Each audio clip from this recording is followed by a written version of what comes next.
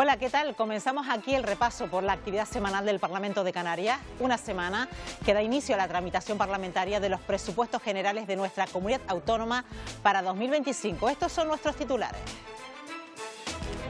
Los presupuestos para 2025 han llegado al Parlamento de Canarias, unas cuentas que ascenderán a 11.678.376 millones más que el de 2024, lo que supone un incremento del 3,3%.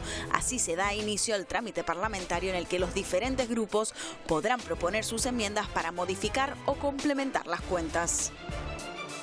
Por eso la prudencia del gobierno autonómico a la hora de redactar sus cuentas. Aún así, el gobierno lo ha tenido claro y sus prioridades están marcadas en ese proyecto de presupuesto.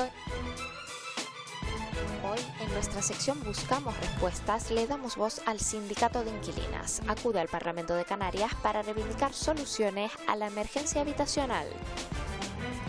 7 años después de la aprobación de la Ley de Perros de Asistencia para Personas con Discapacidad, conocemos cómo se ha ido aplicando y en qué casos estos animales se convierten en el mejor apoyo para colectivos que necesitan alguna ayuda para desempeñar su vida diaria.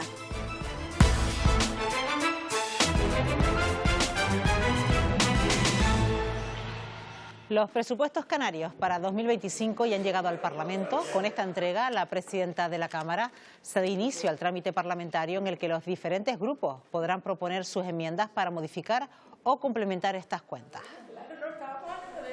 Los presupuestos de Canarias para 2025 crecen un 3,3% y las partidas aumentan en más de 300 millones de euros.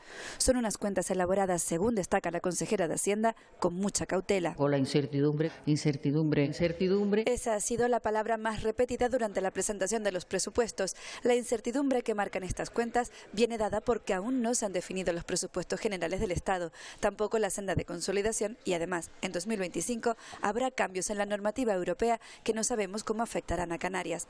Todo eso se ha tenido en cuenta a la hora de elaborar estos presupuestos que priorizan el gasto social. Servicios sociales, sanidad, educación, bienestar social, al cual hemos incluido vivienda, como las políticas de impulso económico. Se mantiene el fondo específico para La Palma y la bonificación extraordinaria para compensar el precio de los combustibles se amplía a todas las islas no capitalinas. En la vivienda se han introducido nuevas deducciones para paliar el esfuerzo que supone la adquisición de las viviendas como el arrendamiento, en especial a los menores de 40 años y a los de más de 75. Se crea una deducción de hasta 500 euros por los gastos de adecuación de las viviendas que se ponen en alquiler. Además, se ha anunciado una reducción del IRPF. Entre rebajar IRPF o rebajar IJIC, hemos preferido atender a el impuesto de la renta de las personas físicas porque entendemos que su disminución beneficia más a aquellos colectivos que más lo necesitan. Estos presupuestos también vienen marcados por una reducción de la financiación europea de un 41% y una disminución de las partidas acordadas en el Convenio Estatal de Carreteras. Y si estuviera en manos de los canarios, de los ciudadanos de a pie, diseñar los presupuestos, ¿a dónde cree que lo destinaría? La Calle opina.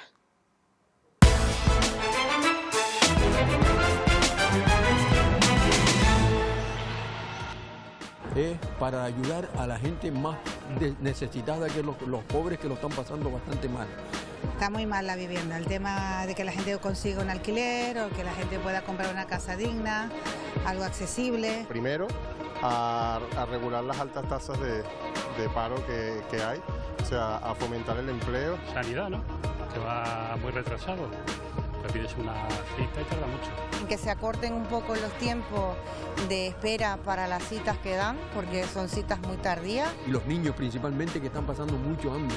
Y gracias a algunos colegios que le están dando una dieta adecuada, porque en España, en Canarias, el problema también está en la obesidad. Primero la sanidad, segundo la educación, tercero la limpieza de la ciudad, que está como ya sabemos que está. De esas cuentas que marcarán las políticas durante 2025 y por otros asuntos, le hemos preguntado a la diputada que hoy nos acompaña en la entrevista de la semana.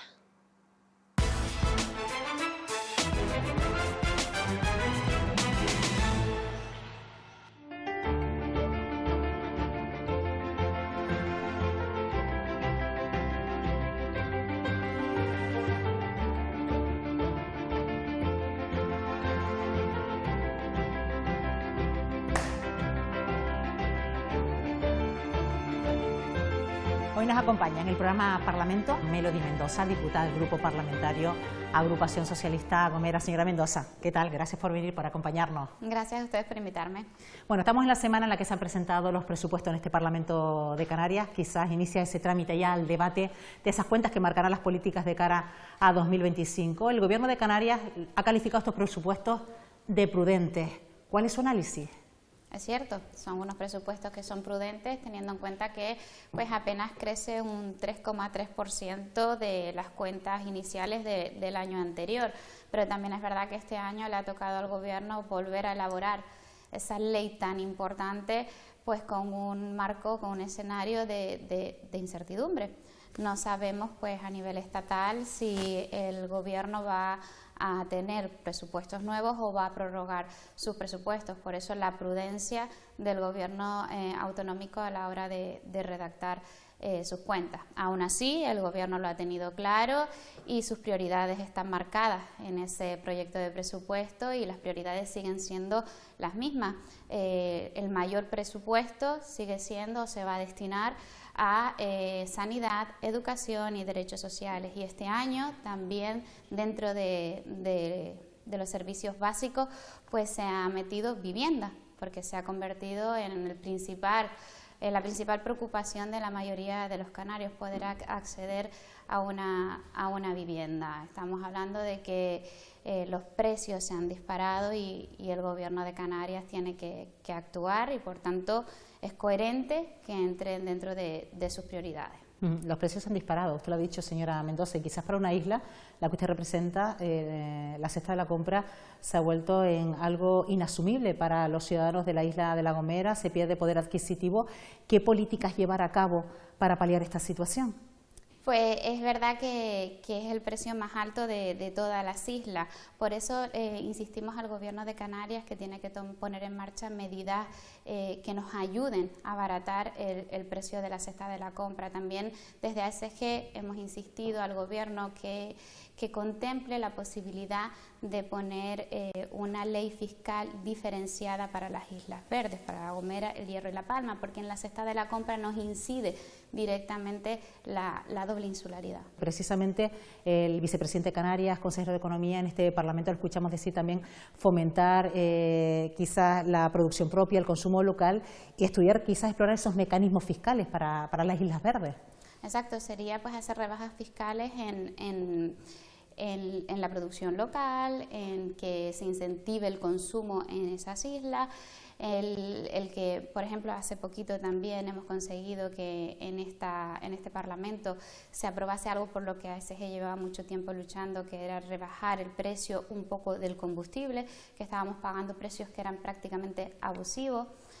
Y creo que ese debe de ser el camino. Al final tienen que convertirse esas islas que estamos sufriendo durante muchos años, el despoblamiento, sobre todo la isla de La Gomera en este caso, yo hablo como diputada de ASG, pues necesitamos que fijar población y la única manera de fijar la población es que esas islas sean atractivas a la hora de vivir y que económicamente pues no tengamos un doble peso, que de ahí se debe la doble insularidad, un doble peso para hacer frente, como estamos hablando, pues a servicios básicos como es llenar la cesta de la compra. Ya que habla de despoblación, señora Mendoza, uno de los grandes desafíos de esta legislatura es el reto demográfico. Estamos hablando que, por ejemplo, para hacernos una idea, un 24% de los habitantes de la isla de La Gomera tiene más de 64 años.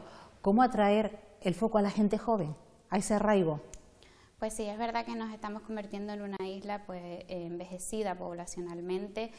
Es importante, nosotros estamos sobre todo yendo por la línea de la educación, la formación, de que los jóvenes se puedan formar. Hace nada o no hace mucho tiempo, cuando cumplías 18 años, la única opción para poderte formar era salir de la isla y luego volver a rescatar todo ese talento se volvía muy complicado. Entonces queremos que no solo se vea en cifras, sino en el impacto positivo que puede tener para la isla, que se den formación profesional, que los estudiantes puedan quedarse en la isla, que puedan formarse, que puedan desarrollar pues su vida en la isla y estamos apostando por esa vía.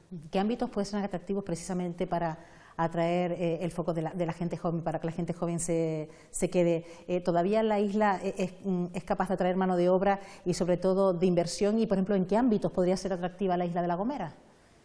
Pues yo creo que es importante que la isla de La Gomera sigamos trabajando en atraer, en retener a nuestra gente joven, como te venía diciendo, sobre todo con el tema de la formación profesional, pero también es importante que el Gobierno de Canarias ponga incentivos para que a las empresas les salga rentable poder permanecer en la isla y que no tengan un doble coste, porque al final un restaurante, por poner un ejemplo, le sale es mucho más complicado permanecer sus puertas abiertas que un restaurante que se ponga en la avenida Naga, simplemente por la cantidad de población que es capaz de visitar en ese momento ese restaurante, pues se hace mucho más difícil, además de que todo es mucho más caro y es más atractivo para los inversores quizás posicionarse en las islas capitalinas que en las islas no capitalinas. Esto también trae consigo un debate paralelo que tiene que ver con ese modelo económico al que aspira Canarias, que se ha cuestionado en los últimos días con respecto quizás también a esas manifestaciones donde miles de personas salen a las calles para pedir un cambio de modelo, un modelo turístico también más sostenible. En ese sentido también ha surgido el anuncio de la implantación del céntimo forestal. ¿Por qué se opone su formación política, señora Mendoza? Bueno, nos oponemos por varias razones, pero la principal es porque creemos que esa no es la solución y segundo porque, como estamos hablando, nosotros necesitamos fortalecer la economía de nuestra isla, no penalizar la economía de los gomeros y de las gomeras. Además, es que hace ya varias legislaturas desde que ACG está presente en esta Cámara que venimos luchando por bajar el precio del combustible. Ahora ponerle esa penalización sería volver otra vez a la casilla de salida y creo que no tiene ningún sentido. Creo que podemos barajar otras medidas, como por ejemplo se podría poner un pago a visitar los espacios naturales, que tenemos muchos y se hace en muchos otros lados del mundo, y podríamos así gravar lo que es a los millones de turistas que nos visitan, pero no gravar en este caso las economías canarias, que les está costando muchísimo llegar a final de mes. Bueno, precisamente en este debate hacia ese modelo económico que queremos surge el problema de la vivienda, la emergencia habitacional. Quizás se ha visto como el transformar las viviendas residenciales en viviendas vacacionales ha sido quizás una de las grandes amenazas. Muy pronto llegará aquí a este Parlamento de Canarias una ley que viene a regular también el alquiler vacacional. ¿Lo es factible quizás para paliar quizás ese efecto de la emergencia vacacional, del efecto de la emergencia habitacional en Canarias? Es verdad que este gobierno ha dado un paso al frente y va a regular la vivienda vacacional, pero creo que la vivienda vacacional vamos a tener que ajustarla a la realidad de cada una de las islas, porque la vivienda vacacional en La Gomera no es lo mismo que la vivienda vacacional en Tenerife, y creo que ahí vamos a tener que trabajar para ver las singularidades, porque en La Gomera la vivienda vacacional sí que es necesario para poder darle una respuesta a todos esos turistas que nos visitan, y además es un modelo que tenemos implementado en la isla, que habrá que regularlo, que habrá que mejorarlo. Totalmente de acuerdo, pero creo que no va a poder ser café para todos, o la medida no nos va a venir igual a todas las islas. Bueno, también hablemos del transporte gratuito, porque sí es verdad que el Gobierno de Canarias ha arrancado quizás ese compromiso del Gobierno del Estado para darle continuidad a esa bonificación al transporte en las islas. Hablamos de guaguas y tranvía. En ese sentido todavía falta por concretar quizás si esa bonificación será generalizada, si será quizás muy concreta para determinados colectivos. ¿Qué balance es esa aplicación y si es viable esa continuidad, señora Mendoza? Creo que esa medida hay que contextualizarla con la realidad económica y social que vivimos en Canarias. En Canarias tenemos un porcentaje muy elevado de personas en situación de pobreza y de exclusión social, y al final la medida de la gratuidad del transporte no solamente es una medida económica, sino también una medida de equidad social. Pues eso ayuda a que las personas o las familias que están en situación de vulnerabilidad, el poder tener el transporte gratuito va a aliviar su carga económica. Por tanto, creo que es importante que el presidente del Gobierno de Canarias le haya arrancado el compromiso al Ejecutivo Estatal, y que en los próximos presupuestos esté recogida esta medida. Creo que es importante teniendo en cuenta, como te digo, nuestra realidad social. Ya se ha convertido en una medida de justicia, además de que ha contribuido a que un gran número de población, creo que un 40%, ha aumentado la movilidad en transporte público, y eso también ayuda a la sostenibilidad por la que todos abogamos. Bueno, avanza el tiempo y tenemos que hablar también de la cuestión migratoria. Señora Mendoza, en este sentido no se ha buscado todavía una solución para lograr esa modificación del artículo 35 de la Ley de Extranjería. Llevamos muchos meses hablando de este tema, pasado por distintos episodios, distintos capítulos. El PP, por último, se ha levantado de la mesa de negociación. ¿Cree usted que es factible ya que se puede llevar a cabo esa modificación de la Ley de Extranjería para dar acogida a esos menores migrantes en otras comunidades autónomas?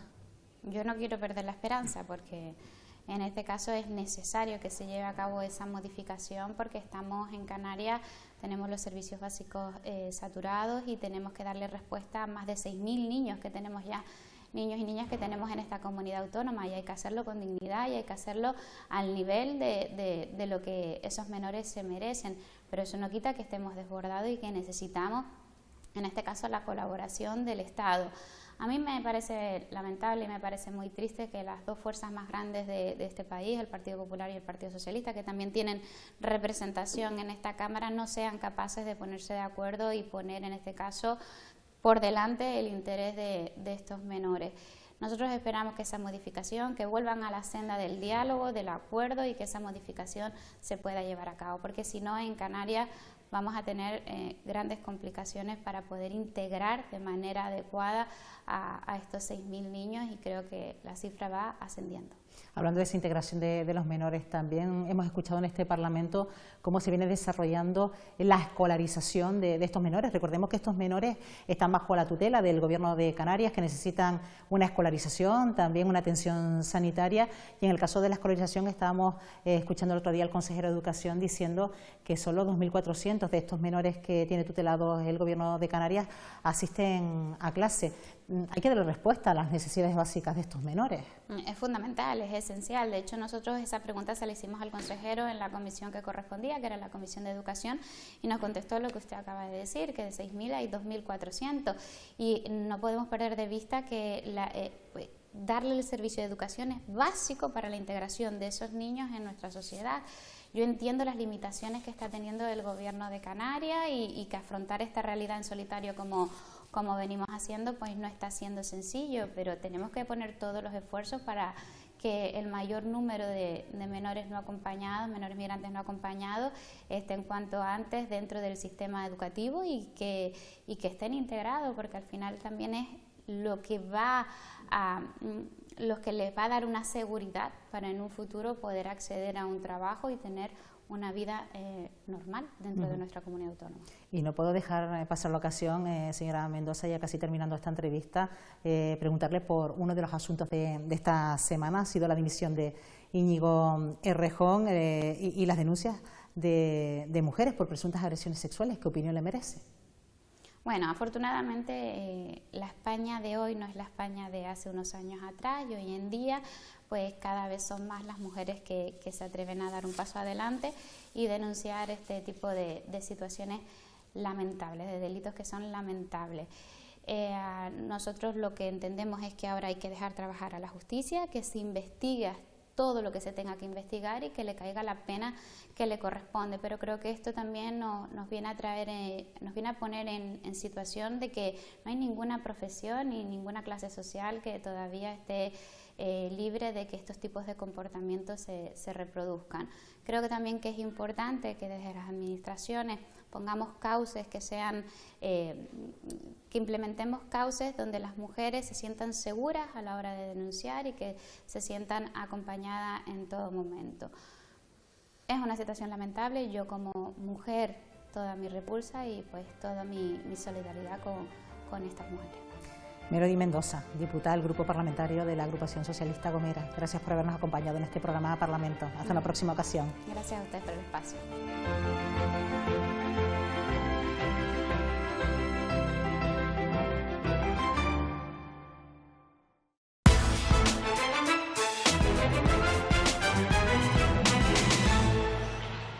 Siguen las comparecencias en el Parlamento de Canarias en la comisión que investiga la compra de material sanitario durante la pandemia. Esta semana le ha tocado el turno a personas que ostentaron cargos de responsabilidad en la Consejería de Sanidad durante la fase más crítica de la enfermedad. Ana María Pérez, quien fuera directora general de Recursos Económicos de la Consejería de Sanidad en 2020, se ha acogido a su derecho a no declarar. En virtud del artículo 24 de la Constitución, me voy a acoger al derecho a no declarar, dado que estoy siendo investigada en un proceso penal sobre los mismos temas y asuntos que se tratan en esta comisión. Está investigada en el proceso abierto por la compra defectuosa de 1 millón de mascarillas por valor de 4 millones de euros a la empresa RR7. Mascarillas que fueron destruidas y cuyo valor no fue devuelto a la comunidad autónoma. Tomás Morales, asesor técnico de la Consejería de Sanidad, el año que comenzaba la pandemia, respondía sobre cuál fue su papel durante ese periodo. El señor consejero de Sanidad en aquel momento, Julio Pérez, realizaba unas reuniones de coordinación con todos los equipos diarias y quería que estuviera allí y que le asesorara con determinadas cuestiones que les iban comentando. Por su parte, Alberto María Pasos, director del Servicio Canario de Salud entre julio y septiembre de 2020, aseguró que no se hicieron contrataciones porque el stock de material sanitario era suficiente. Se centralizó todo, como ustedes saben, toda la compra de equipos de protección en la Dirección General de Recursos Económicos y ahí se efectuaban las compras que se podían efectuar. Tengan en cuenta que el momento era muy crudo. Todo ello porque el mercado estaba desabastecido y, por tanto, cuando llegaba una oferta se compraba, aunque las garantías no fueran las mismas que en circunstancias normales. La implantación de una tasa turística continúa generando debate. Es la propuesta que lanza parte de la oposición al Gobierno. Sin embargo, la consejera de Turismo en comisión parlamentaria ha reiterado su rechazo a gravar las estancias turísticas, también a la aplicación de una moratoria alojativa o al alquiler vacacional. Le hemos propuesto la creación de un impuesto de carácter finalista sobre las estancias alojativas que no pagarán los canarios. Repito, no pagarán los canarios. Y usted lo que me respondió fue que ¿por qué no lo pusimos nosotros durante la legislatura anterior? Señora Santana, gobernaron ustedes la misma comunidad, con la misma tasa de paro, las mismas camareras de piso medicadas, las mismas, todo igual. Lo único que ha cambiado es el Gobierno. Creo que hay cuestiones que se resuelven con debates de fondo y no simplemente con hacer alaracas para contentar a una parte de la ciudadanía. ¿Por qué apoyan desde su consejería la defensa de los recursos naturales de una zona concreta de la isla de Tenerife frente a una carga turística masiva y no los recursos de las Islas Canarias en general? Creo que es pertinente que todos conozcan, todos los canarios, que de aprobarse ese impuesto, disfrutar de vacaciones en Canarias para los canarios será más caro. La falta de vivienda, su alto precio, se ha convertido en uno de los principales problemas a los que se enfrenta la población de las islas. Un asunto que hoy llevamos al Parlamento con el Sindicato de Inquilinas ejerciendo de portavoz, un colectivo con el que buscamos respuestas.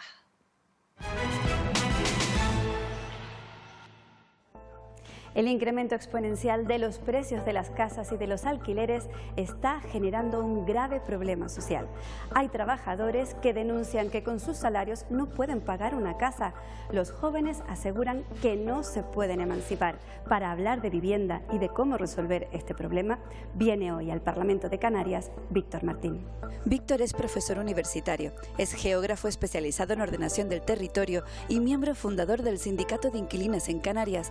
Es un reconocido activista en defensa del derecho de acceso a una vivienda digna y a un precio justo. Buenos días, Víctor.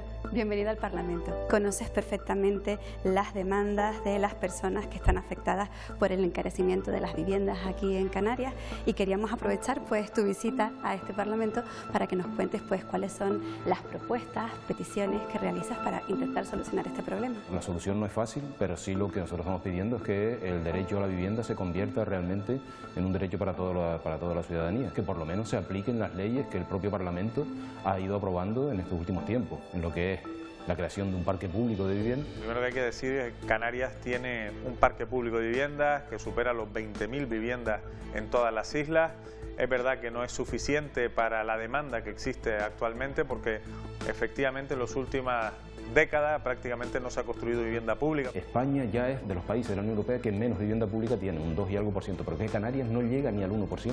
El decreto ley que saca el gobierno, que declara la emergencia habitacional, facilita la construcción de vivienda pública, y en estos momentos tenemos más de 1000 viviendas en todas las islas construyéndose por parte de la administración. La Sareb está privatizando la vivienda que está casi terminada, que fue fruto de la crisis del 2008 y que ahora mismo la están entregando a grandes tenedores. Y nosotros lo que estamos planteando es que esa vivienda siga en manos públicas y que se termine. Nosotros tenemos experiencia en el sur que puede llevar menos de un año. Me parece que es una muy buena idea. El Gobierno de Canarias ha sacado un concurso para adquirir esos edificios y convertirlos en vivienda pública de alquiler social o alquiler asequible. Nos va a permitir dar respuesta mucho más rápido que construir desde cero. El crecimiento de los precios de la vivienda en Canarias en los últimos 10 años se ha duplicado el alquiler, pero los salarios apenas han crecido un 10%. En el caso del Estado español ya se está hablando de 3 millones de personas que son asalariados pobres. Fundamental incrementar la oferta de alquiler. Nosotros estamos trabajando en medidas para incentivar a través de, por ejemplo, del IRPF, para incentivar que aquel propietario que hoy tiene la vivienda cerrada la ponga en el mercado de alquiler. Creo que eso es fundamental. Poner un tope al crecimiento de los alquileres para que de manera regulada puedan acceder las familias que ahora no pueden alquilar y no se queden en la calle apareciendo fenómenos que aquí en Canarias eran desconocidos como era el chabolismo. Tiene algo positivo, evidentemente, que es que le generas un tope al precio del alquiler, pero tiene también efectos negativos, como por ejemplo que el propietario no vea atractivo poner su vivienda en alquiler y la vuelva a mantener cerrada. Tenemos que jugar con los equilibrios. Los sindicatos se están encontrando con muchos casos de los contratos de alquiler abusivos, de lo que estamos pidiendo también que haya una mayor inspección, porque esos contratos en muchas ocasiones son fraudulentos. Firmar con los agentes inmobiliarios un código de buenas prácticas que precisamente valore y ponga en positivo que no se cometan fraudes. Por supuesto que la inspección funcione y creo que en definitiva que haya un gran control para que la vivienda, insisto, no sea un lujo, sino sea la posibilidad de construir un proyecto de vida. Desde el Sindicato de Inquilinas piden al Parlamento y al Gobierno de Canarias poder participar en reuniones vinculantes para mitigar el problema de la vivienda en las islas. Los colectivos que representan a personas con discapacidad visibilizan su labor y sus necesidades en la Comisión de Discapacidad que se viene celebrando en el Parlamento de Canarias. Esta semana ha sido el turno de las asociaciones Adivia y AFAES. Han reclamado más alternativas ocupacionales para las personas con diversidad funcional que con 21 años terminan su formación reglada. También piden más transporte público adaptado e instan a las instituciones a reactivar un nuevo plan de salud mental de Canarias, ya que el anterior caducó en marzo de 2023. Hemos notado un atraso considerable de las valoraciones de revisión de discapacidad, llegando a estar hasta 5 años esperando por las valoraciones, 7 veces más de lo establecido en la ley. Esto no es solo un papel, esto afecta a la situación laboral y social de las personas. Reducir y evitar la ruptura de la ecuación coste-efectividad de tratamiento. Estamos tirando mucho dinero a la basura, me cuesta decirlo, porque llevo 30 años luchando por conseguir lo poco que hemos conseguido hacer, y eso poco que hemos ido logrando y que todavía seguimos trabajando y luchando por ello, tenga que decir yo que lo estamos tirando a la basura, porque no es efectivo lo que estamos gastando.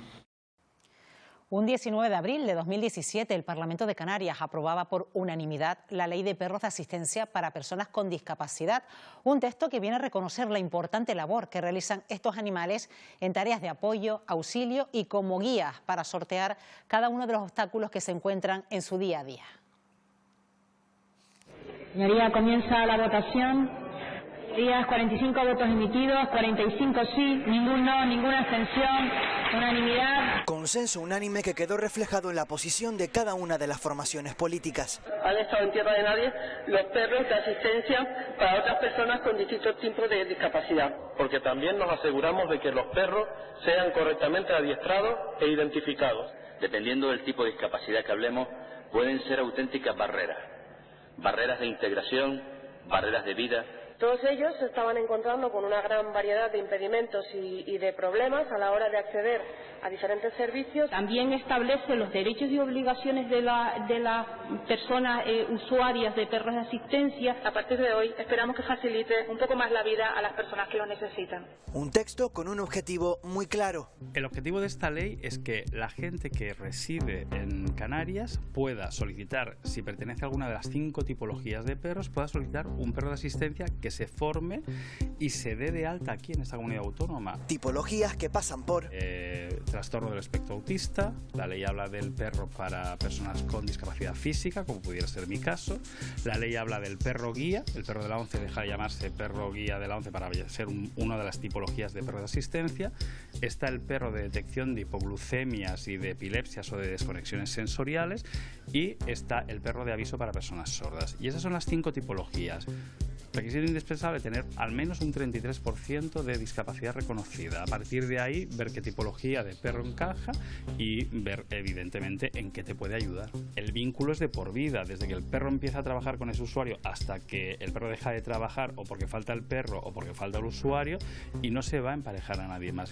Y eso lo que va a permitir es que podamos acceder a cualquier sitio con nuestro perro. Eso significan aviones, eso significan restaurantes, pero los perros solamente de asistencia, que estén debidamente acreditados y certificados y que sea un perro tranquilo que cuando lleve el chaleco de trabajo sepa acceder a servicios de transporte, a centros comerciales, que tenga una conducta higiénica, es decir, que no haga ni pipís ni cacas fuera de los sitios debidamente indicados. No vale el adiestramiento en cualquier centro, estos tienen que estar reconocidos por el Gobierno de Canarias. Terapican es una de las entidades pioneras en el archipiélago cuya labor con perros de asistencia comenzó en el año 2009. Superar la cultura del silencio y reparar el dolor de las víctimas es la principal reivindicación que ha hecho en sede parlamentaria el portavoz de la Asociación Infancia Robada en Canarias. Pide más protección hacia los menores víctimas de abusos y ha presentado una serie de propuestas que permitan mejorar los protocolos actuales. Ciro Molina sufrió abusos por parte de un sacerdote cuando era menor. Ha sufrido también la estigmatización de la sociedad y el silencio de la Iglesia, que nunca ha condenado su caso y que en lugar de tomar medidas disciplinarias contra su agresor, simplemente lo cambió de parroquia. Ahora, ya adulto y como representante de la Asociación de Infancia Robada, insta al Parlamento a tomar medidas para proteger a los niños y niñas víctimas de abusos y agilizar la respuesta que se les da desde las instituciones. Lo principal es la prevención y la educación para que los menores aprendan a distinguir un abuso sexual desde que les sea posible. Esto implica desarrollar protocolos de actuación, programas y planes de atención a la infancia con un enfoque integral. Es necesario hacer campañas donde se explique qué hacer, cómo educar, organizar y prevenir. Esta comisión no tiene que quedar una palmada en la espalda ni en un muchas gracias, sino en que tomemos nota de las medidas que ha traído para intentar poner en marcha las que sean posibles. Crear un estatuto de víctimas de violencia sexual y ofrecerles acompañamiento no solo psicológico, sino también jurídico e incluso escolar. Creemos que hay que reaccionar sin titubeos, venga de donde venga esos abusos sexuales, del ámbito del que vengan. La Administración debería tener una serie de protocolos para así que sea más rápida las soluciones. El daño psicológico, el moral, ese no tiene precio, pero el pago de las indemnizaciones sí se debe materializar. No todas las familias tienen el poder adquisitivo que se necesita para asistir a terapia. Las violencias sexuales se mueven en el silencio, en un silencio que empodera a los agresores y que lleva a una situación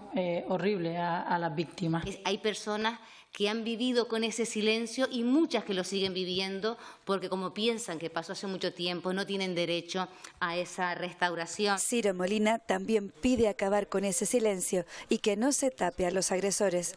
Es hora de que aquellos que violentan sexualmente a los niños y niñas y quienes los encubren sientan vergüenza. Y a pesar de demostrarse que figuras relevantes como el actual obispo emérito de Tenerife no puso esos hechos en conocimiento de la justicia, hemos visto a determinados representantes del poder civil y militar apoyándolo públicamente, alegando cuestiones de protocolo. Pues no, señorías, no podemos seguir apoyando a los pederastas y a sus encubridores. Es hora de decir basta y rechazarlos unánimemente. El Parlamento de Canarias se ha solidarizado con la catástrofe acontecida en la Comunidad Valenciana tras el paso de una dana que ha dejado un gran número de fallecidos y graves destrozos. En el patio de honor se ha celebrado un minuto de silencio en memoria de las víctimas de este acontecimiento que ha sobrecogido a todo el país. En señal de duelo, las banderas de la Cámara Regional han ondeado a media asta. Y en representación de los 2 millones de canarios, mostrar nuestra pena, nuestro dolor con lo que ha sucedido en Valencia. Igual que tuvimos la solidaridad de tantas comunidades autónomas con el tema de La Palma, hoy yo estoy muy satisfecha también de que el Gobierno y los cabildos canarios manden ese apoyo en personal especializado para poder ayudar a reconstruir este drama que es enorme. Tiempo ahora para fijarnos en otras instituciones parlamentarias de España y del mundo, con especial atención a las muestras de solidaridad con las zonas afectadas por la dana en el Levante español. Mi pésame por los fallecidos por la tormenta Dana en España. Se trata de una tormenta de una intensidad sin precedentes en décadas, y también mi agradecimiento a todos los servicios de emergencia, los bomberos, los policías locales, la Protección Civil, las Fuerzas Armadas, la Policía Nacional y la Guardia Civil. Thousands are displaced, and therefore our thoughts are with the victims and with the families and their friends, but also with the rescue teams.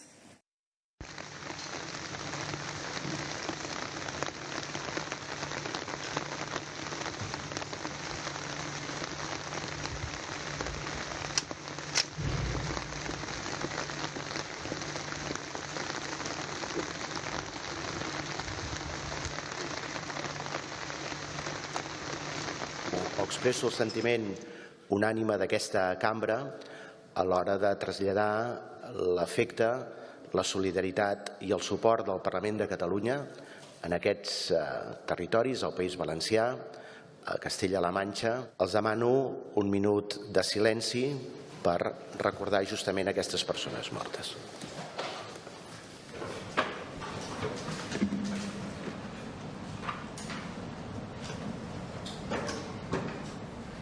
Y hoy nos despedimos con una imagen de la fachada del Parlamento de Canarias. El pasado 29 de octubre, coincidiendo con el Día Mundial del Ictus, se iluminaba de color naranja en señal de apoyo a todas esas personas, 2.819, que el año pasado fueron hospitalizadas en las islas por sufrir un derrame cerebral.